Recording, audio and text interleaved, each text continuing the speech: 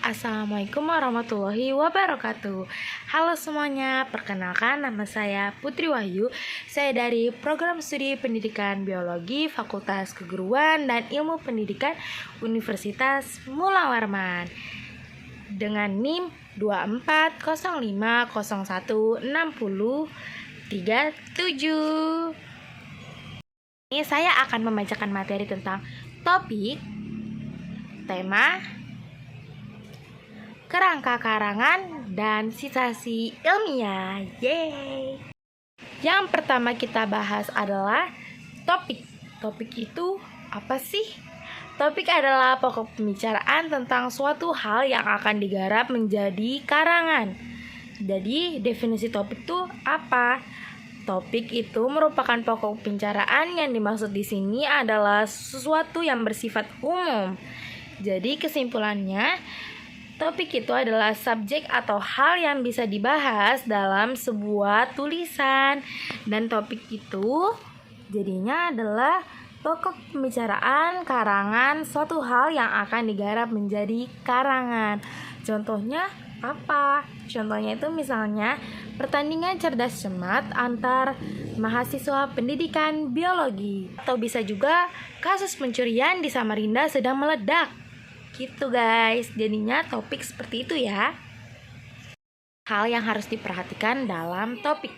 Yang pertama, topik menarik untuk penulis. Bukan hanya untuk pembaca ya, tetapi topik juga harus menarik untuk para penulis. Yang kedua, topik dikenal dengan baik maupun diketahui dengan baik. Dan yang ketiga, bahannya dapat diolah secara umum. Oke? Itu adalah hal-hal yang harus diperhatikan dalam topik. Ada satu ya yang harus diperhatikan dalam topik, yaitu adalah ruang lingkupnya. Ruang lingkup topik itu meskipun luas tetapi tetap berbatas ya guys. Oke?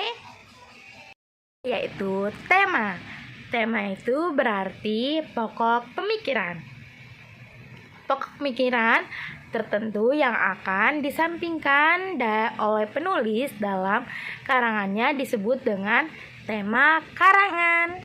Tema itu juga bisa disebut sebagai pengungkapan maksud dan tujuan. Oke? Bagian dan penyusunan gagasan.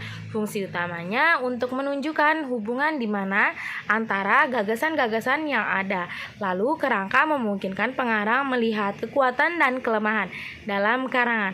Ada dua macam kerangka ya guys. Yang pertama ada kerangka topik dan kerangka kalimat. Lanjut ya ke materi selanjutnya.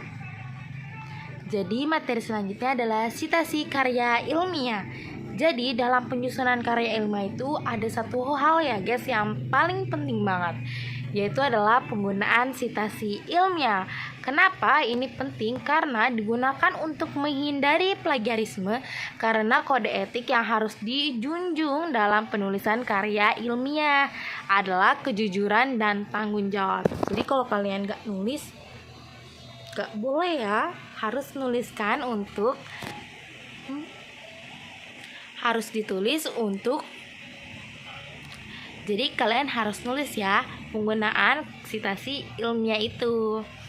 Lalu kerangka citasi ilmiah itu ada banyak banget ya. Ada pengantar, kutipan, catatan kaki, daftar pustaka, aplikasi penunjang penulis citasi. Lalu yang terakhir itu ada plagiarisme.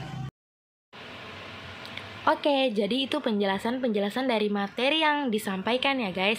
Jadi kesimpulannya yang dapat kita ambil adalah mempelajari dan mengetahui apa itu topik, kerangka, dan karangan seperti pengertiannya itu dapat bermanfaat ya guys buat kita semua.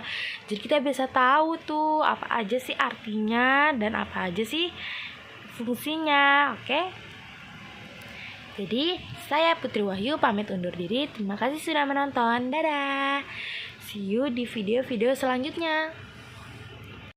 Pada Ibu Nina yang telah memberikan kesempatan kepada saya untuk menjelaskan materi-materi yang sudah disampaikan. Terima kasih Ibu.